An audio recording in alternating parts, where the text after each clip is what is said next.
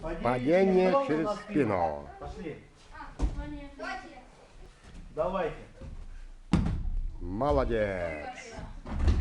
Ваня, на руки не прыгаем, сразу на спину. Конечно, вон.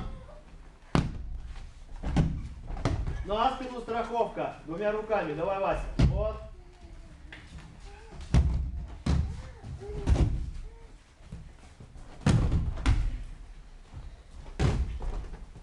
Но будущие чемпионы Сыктывдина, Вильгарта. Так, Руслан Валерьевич?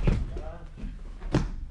Так, один из них был и есть Холопов Алексей, который был совсем недавно, как вы.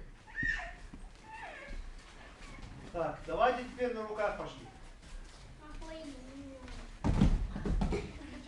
Ну, сейчас вам Миша покажет, как надо на руках ходить. Давай, Мишаня, покажи.